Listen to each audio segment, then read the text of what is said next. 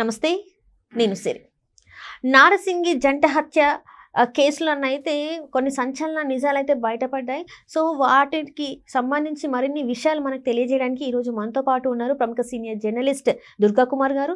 నమస్కారం సార్. నమస్కారం మా సిరి, మన వీక్షకులు కూడా.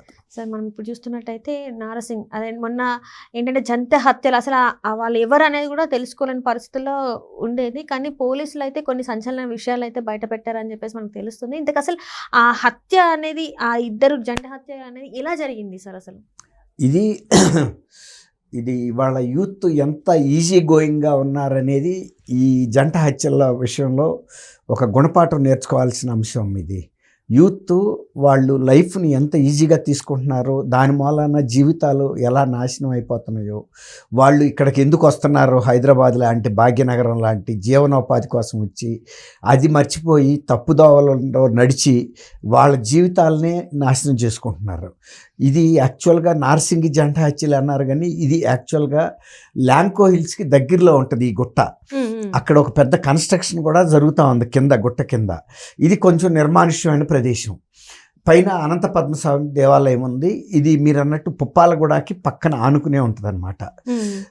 అసలు ఇక్కడ జరిగిన జంట హత్యలు ఒక 2 రోజుల పాటు ఎవరికి కూడా తెలియలేదు. ఎందుకంటే అది నిర్మానుష్యమైన ప్రదేశం. అక్కడ పొదల్లోకి తీసుకెళ్ళి ఒక అమ్మాయిని, ఒక అతన్ని చంపేశారు.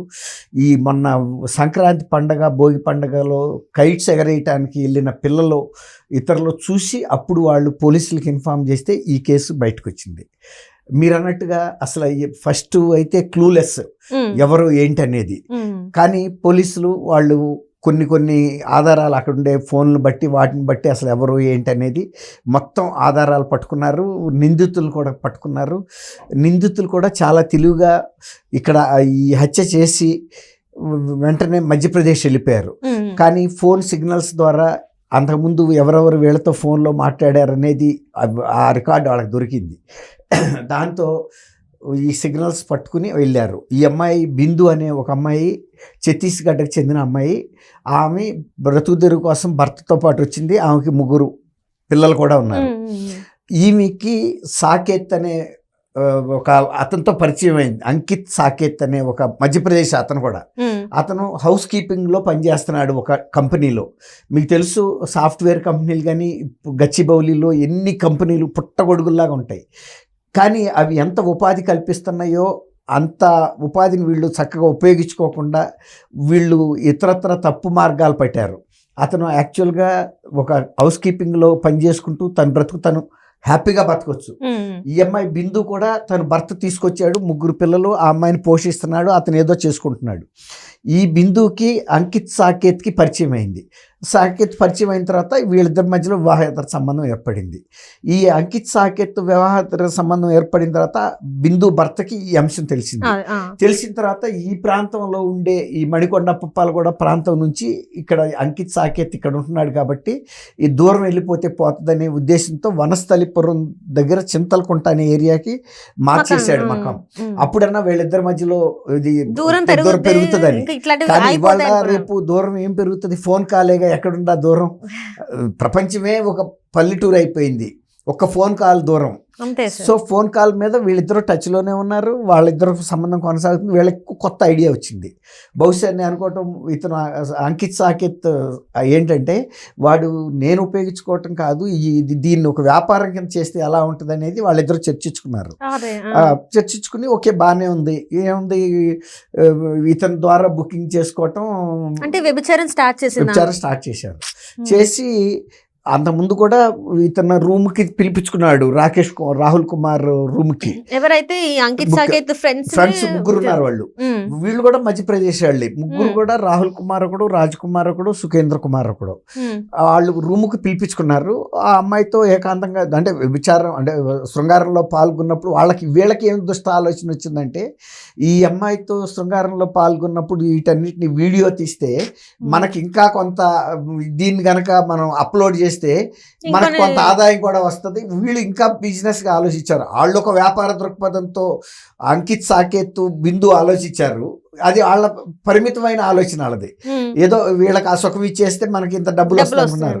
వీళ్ళు ఏమనుకున్నారంటే ఈ అమ్మాయిని బుక్ చేసుకున్న దానికి మనం సుఖానికి సుఖము పొందాలి, తర్వాత దీన్ని వీడియో రూపంలో బ్లూ ఫిల్మ్స్గా తీసి వీడియోకి అప్లోడ్ చేసుకుని మనం డబ్బులు పొందొచ్చు అనే వీళ్ళ దుష్ట ఆలోచన.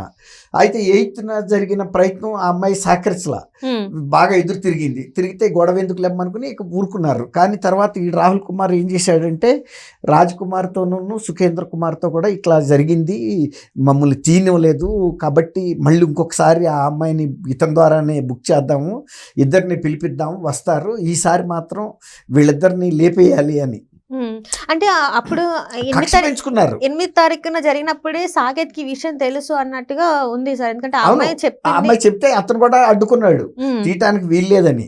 ఎందుకంటే అతను ఒక సుదీర్ఘకాలం ఈ అమ్మాయితో వ్యాపారం చేసుకోదలుచుకున్నాడు, కానీ దీన్ని వీడియో రూపంలో వచ్చి ఈ మొత్తం అంతా టామ్ అయిపోయిన తర్వాత తను వ్యాపారం దెబ్బతింటది, తర్వాత అసలు ఈ ఇష్యూ మొత్తం పోలీసుల దృష్టికి వెళ్తుంది, ఆ అమ్మాయి భర్త దృష్టికి కూడా వెళ్ళొచ్చు, ఇదంతా నాకెందుకు ఈ గొడవ అని వాడు కూడా అడ్డం తిరిగి కొంచెం బెదిరించాడు ఇతన్ని. ఏమనుకుంటున్నావు, నువ్వు ఎంతవరకు అంతవరకేను, నువ్వు ఇచ్చినంత వరకే ఆ డబ్బుల వరకే తప్ప ఇలాంటి ఫిల్మ్స్ తీయటానికి ఒప్పుకోమని చెప్పి కొంచెం బెదిరించారు. ఆడొక్కడే ఉన్నాడు కదా. ఆ టైంలో వీళ్ళిద్దరు సహకారం తీసుకుని ఇంకొకసారి కూడా ఈ ప్రయత్నం చేద్దాము, అసలు వీళ్ళని అసలు లేపేస్తే ఏంటి అని. అంటే ఆ అమ్మాయి ఛత్తీస్గఢ్, వీడెవడం మధ్యప్రదేశ్, మనం ముగ్గురు వెళ్దాం ఈసారి అని అనుకుని వాళ్ళు ఏం చేశారు, మళ్ళీ బుక్ చేసుకున్నారు. ఒకసారి గతంలో కూడా బుక్ చేసుకున్నారు కానీ పెద్ద గొడవ ఏం జరగలేదు కదా అనే ఉద్దేశం మీద ఆ అమ్మాయి కూడా మళ్ళీ వచ్చేసింది. ఈసారి ఎక్కడికి తీసుకెళ్లారు, నిర్మానుష్యమైన గుట్ట మీదకి తీసుకెళ్లారు. గుట్ట మీదకి తీసుకెళ్లి మందు తాగించడానికి అంకిత్ సాకేత్ను కూడా వీళ్ళతో పాటు కూర్చోబెట్టుకున్నారు. వీళ్ళతో పాటు కూర్చోబెట్టుకున్న తర్వాత ఏమైంది, వీడు సుఖేంద్ర కుమార్ అనేవాడు ఫస్ట్ ఆ అమ్మాయిని తీసుకుని పొదల్లోకి తీసుకెళ్ళాడు శృంగారం చేద్దామని. ఇదే అదునుగా తీసుకుని ఏం చేశారు వీడు అంకిత్ సాకేత్, మిగిలిన రాహుల్ అండ్ రాజ్ కుమార్ తాగుతున్నారు. ఈ ముగ్గురు మాత్రం ఎక్కడున్నారు, సుఖేంద్రను ఆ అమ్మాయి బిందునేమో లోపలికి వెళ్ళిపోయారు. వాళ్ళిద్దరు వేరే ప్లేస్ లో ఉన్నారు కాబట్టి ఇక్కడ ఏం జరుగుతుందో బిందుకు కూడా తెలియదు. అంకిత్ సాకేతే ఆ అమ్మాయికి రక్షకుడు, కేర్ టేకర్ అతను. కాబట్టి ఇతను వీళ్ళతో ముందు తాగుతున్నాడు కాబట్టి నేను ఈ పని చేసేసుకుందామని అమ్మాయి వెళ్ళిపోయింది. ఆ అమ్మాయికి అనుమానం కూడా రాలేదు, వీళ్ళు ముగ్గురు కలిసి ఈ పథకంతో వచ్చారని. ఇతను సుఖేంద్ర నాతో పాటు ఉన్నప్పుడు వీళ్ళిద్దరూ కలిపి అతను లేపేస్తారు, చంపేస్తారనుకోలే. ఆ అమ్మాయి యథా ప్రకారం వెళ్ళిపోయింది. ఎప్పుడైతే వీళ్ళు సిగ్నల్ ఇచ్చి వెళ్ళాడు ఇతను, మేము అటు వెళ్ళంగానే అంకిత్ సాకేత్ని చంపేసేయమని. ఈ వీళ్ళిద్దరూ కలిసి అటాక్ చేశారు, చంపేశారు. దూరంగా జరిగింది కదా, అతను మెడ పిసికేయటం, తర్వాత కత్తితో పడవటం చేశారు. ఏం గుట్టు చప్పుడు కాకుండా చచ్చిపోయాడు అతను. అప్పుడు మళ్ళీ వీళ్ళు ముగ్గురు కలిసి బిందు మీద అటాక్ చేశారు. ఎందుకంటే ఆ అమ్మాయి చెబుతుంది కదా, ఫలానా వాళ్ళ ద్వారా నేను వెళ్ళాను, వీళ్ళే చంపారని. వీళ్ళిద్దరిని కనుక చంపితే బయటకు అసలు ఎవడు అనేది తెలియదు, వాళ్ళ గుర్తింపు ఐడెంటిటీ తెలియదు. ఒకటి, ఎవరు చనిపోయిన వాళ్ళ ఐడెంటిటీయే బయటికి రాదు, మన ఐడెంటిటీ అంతకన్నా బయటికి రాదు. ఎందుకంటే ఇద్దరు ఎవరైతే మన ఐడెంటిటీ గురించి తెలుసో ఆ ఇద్దరు మనం చంపేసాము. కాబట్టి ఇది చిత్రం సినిమానో దృశ్యం సినిమానో ఉంది కదా, దృశ్యం సినిమాలో లాగా అనుకున్నారు వాళ్ళు. ఆ అమ్మాయిని కూడా చంపేసి గుట్టల్లో పడేశారు. ఇక్కడుంటే ఏదైనా బయటకి ఎందుకైనా మంచిది, ఎట్లాగూ సంక్రాంతి పండుగ వస్తుంది కదా, ఆంధ్రప్రదేశ్ తెలంగాణలో అంతా హాలిడే మూడ్లో ఉంటారు కాబట్టి మనం పగ్గా వెళ్ళిపోదాం అనుకుని వాళ్ళు మధ్యప్రదేశ్కి చెక్కేశారు. ఆ సందర్భంలో పోలీసులు దీన్ని చేసి అక్కడికి వెళ్ళి వీళ్ళ ముగ్గురిని పట్టుకొచ్చిన తర్వాత సాంకేతికమైనటువంటి ఆధారాలు దొరికినాయి వాళ్ళకి, తర్వాత కొన్ని భౌతిక ఆధారాలు దొరికినాయి. తర్వాత వీళ్ళు ఇక్కడి నుంచి పారిపోవటము, అక్కడికి వెళ్ళటము, అక్కడి నుంచి ఫోనుల్లో మాట్లాడుకోవటం, ఈ టెలిఫోనిక్ సంభాషణలు వీళ్ళ మధ్యలో బుక్ చేసుకునే సమయంలో మాట్లాడుకున్నారు. తర్వాత టైం ఫిక్స్ చేసుకోవటం, ఇవన్నీ కూడా జరిగిన సందర్భం. వీటన్నిటిని కూడా పోలీసులు కూలంకషంగా సాక్ష్యాధారాలతో సహా ఎస్టాబ్లిష్ కేసి ఇప్పుడు పట్టుకున్నారు. కాబట్టి ఇప్పుడు తెలుసుకోవాల్సింది ఏంటంటే, ఎవరైతే ఇట్లాంటి దుష్టపు బిజినెస్లోకి వెళ్ళారో వాళ్ళిద్దరూనేమో శాశ్వతంగా ఎగిరిపోయారు. దీన్ని క్యాష్ చేసుకోవాలనుకుని ముగ్గురు స్నేహితులు హత్య కేసులో ఇరుక్కున్నారు. జీవిత ఖైదు పడుతుంది ఖచ్చితంగా. ఒక రకంగా ఇది కోల్డ్ బ్లడెడ్ మర్డర్. ఒక్కోసారి ఉరిశిక్ష పడినా కూడా మనం చెప్పలేము, ఎందుకంటే ఇది కోల్డ్ బ్లడెడ్ గా చంపారు తప్ప అసలు కక్ష కూడా వీళ్ళిద్దరి మధ్యలో ఏం లేదు. ఆ గొడవకి ఆ అంతే గొడవ వల్ల అది వీడియో తీయనివ్వలేదనేది కక్ష. వీడియో తీసి వీళ్ళు లబ్ధి పొందాలి, క్రేజు వీళ్ళకి ఏంటంటే మేము ఇదిగో ఇట్లా చేసామని ఇతరులకు చూపించుకోవటం కోసం. ఆ అమ్మాయి మరి సహజంగా మహిళ, ఇప్పుడు తన 3 పిల్లలు భర్త ఉంది, అయినా ఏ మహిళ అయినా కానీ తెలిసి బ్లూ ఫిల్మ్స్ తీయించుకోవడానికి ఇష్టపడదు కదా. ఆ అమ్మాయి కూడా అదే వ్యాపారంలో ఉంటే వేరే మాట, కానీ ఆ అమ్మాయి బ్లూ ఫిల్మ్ వ్యాపారంలో లేదు, వేరే వ్యాపారంలో అన్నమాట వాస్తవం. అట్లా అని బ్లూ ఫిల్మ్ తీయనివ్వలేదనే ఒక కక్ష పెట్టుకుని 3 కలిసి ఒక ఉమ్మడిగా ప్లాన్ వేసి చంపారనమాట.